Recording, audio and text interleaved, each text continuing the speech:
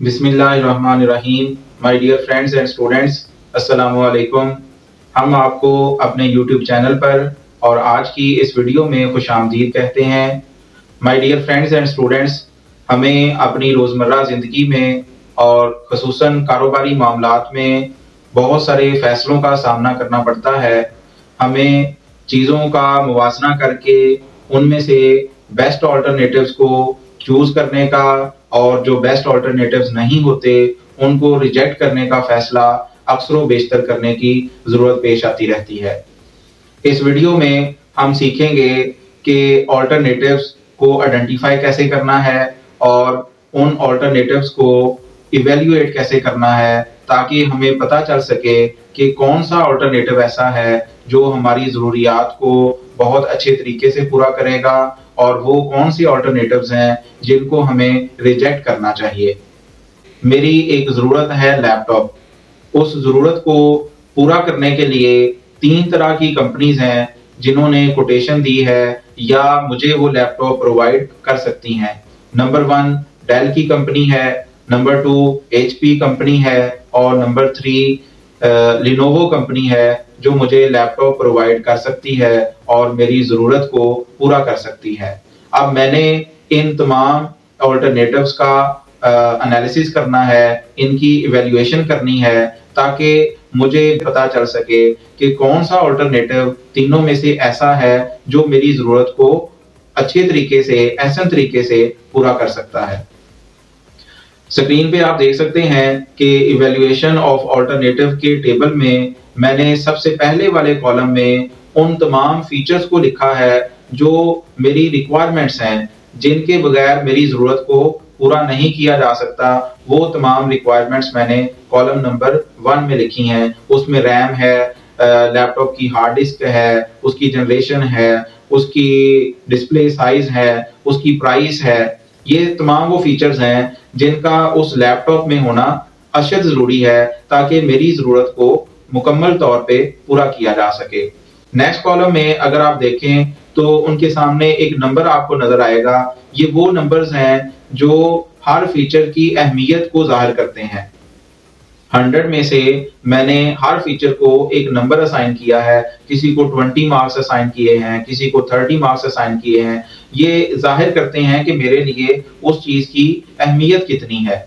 100 में से आपने ये नंबर असाइन करने हैं और फिर आगे उन कंपनीज़ के, उन प्रोडक्ट्स के नाम लिखने हैं जिनकी कोटेशन आपके पास मौजूद है, जिन लोगों ने आपको ऑफ़र भेजी है कि हम आपकी इस ज़रूरत को पूरा कर सकते हैं। तो वो डेल कंपनी है, एचपी कंपनी है और लिनोवो 3 कंपनीज़ हैं, जैसा कि आपको स्क्रीन पे नज़र आ रहा है। मैंने इन तीनों कंपनीज़ के नाम लिख दिए हैं और हर कंपनी जो मुझे लैपटॉप जिन फीचर्स के साथ प्रोवाइड कर रही है, वो भी मैंने साथ लिख दी हैं। हार्ड डिस्क उनकी लिख दी है, उनकी रैम साइज़ लिख दिया है, डिस्प्ले साइज़ लिख दिया है। ये सारा कुछ मैंने इसमें लिख लिया।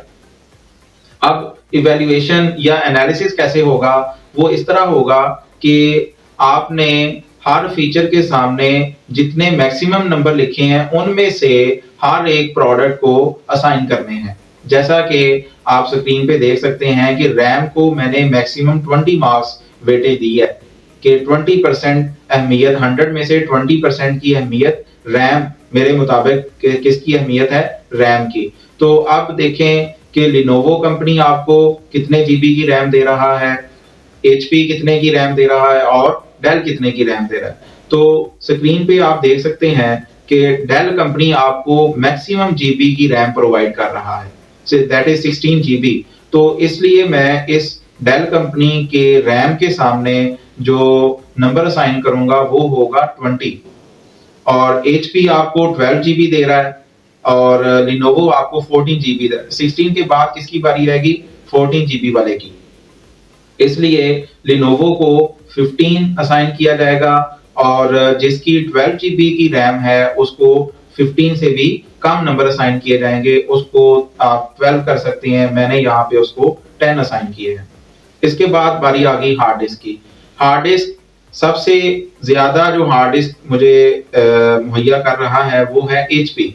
एचपी में मुझे 2 टेराबाइट हार्ड डिस्क मिल रही है, इसलिए मैं इसको 10 में से 10 मार्क्स दूंगा और बाकियों को उस लिहाज से एक का 1.5 टेराबाइट है, वो है लिनोवो, उसको मैंने 8 नंबर असाइन किए और डेल मुझे 1 टेराबाइट दे रहा है, इसलिए मैं इसको कम से कम नंबर जैसा कि मैंने 6 असाइन किया है, इसको अलॉट किए जाएंगे। जनरेशन सबसे मैक्सिमम जनरेशन मुझे प्रोवाइड करेगा एचपी, इसलिए मैं इसको 30 नंबर दे दूंगा और 11 के बाद 10th जनरेशन आ रहा है लिनोवो का, इसलिए इसको 30 में से 25 नंबर दिए जाएंगे और 10th के बाद बारी आएगी 7th जनरेशन वाले की, डेल कंपनी के लैपटॉप की, इसलिए इसको 25 में से भी कम नंबर दिए जाएंगे, फॉर एग्जांपल ये दे दिए जाएं 20। इसी तरह आपने डिस्प्ले और वारंटी को भी नंबर असाइन करने हैं। आखिर में आएगी प्राइस। प्राइस का चूंकि इनवर्स रिलेशन होता है, हमें कम प्राइस में अच्छी चीज रिक्वायर्ड होती है, इसलिए जो कंपनी ज्यादा पैसे डिमांड करेगी उसको आपने कम नंबर असाइन करने हैं और जो कम प्राइस आपको ऑफर करेगी उसको ज्यादा नंबर। जैसे फर्ज करें तीनों लैपटॉप्स में से सबसे कम प्राइस ऑफर की है डेल ने, इसलिए मैं इसको 10 नंबर दे दूंगा और HP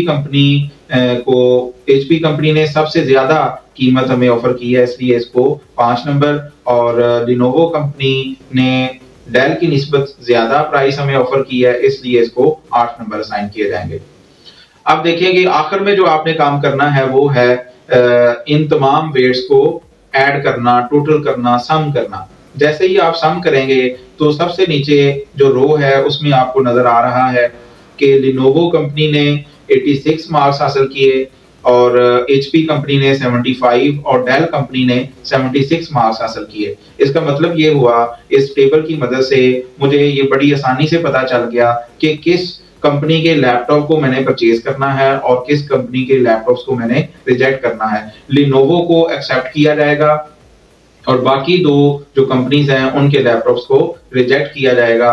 my dear friends and students, आज की इस वीडियो में हमने देखा कि ऑल्टरनेटिव्स को कैसे इवैल्यूएट करना है और किन ऑल्टरनेटिव्स को आपने सिलेक्ट करना है और किन को रिजेक्ट करना है। इसी तरह की एग्जांपल आप दूसरी प्रोडक्ट्स के लिए भी ले सकते हैं। मोबाइल फोन खरीदना हो तो वहां पे इस एग्जांपल को, इस एक्सरसाइज को आप करके आसानी से ये मालूम कर सकते हैं कि मुझे कौन सा मोबाइल फोन खरीदना चाहिए और कौन सा नहीं खरीदना चाहिए। गाड़ी खरीदनी हो तो गाड़ी की भी इसी तरह आप एक एक्सरसाइज करके, ये थोड़ी सी एक्टिविटी करके ऑल्टरनेटिव का इवैल्यूएशन कर सकते हैं। सिलेक्शन और रिजेक्शन का डिसीजन बड़ी आसानी से आप कर सकते हैं। अगर आप इस रैशनल डिसीजन मेकिंग प्रोसेस के मुताबिक अपने डिसीजंस करेंगे तो उम्मीद है कि आपके तमाम डिसीजंस राइट डायरेक्शन में जाएंगे। हमारी इस वीडियो को देखने का शुक्रिया और हमारे चैनल को लाइक कीजिए, सब्सक्राइब कीजिए, शेयर कीजिए और अपनी दुआओं में याद रखिए। शुक्रिया।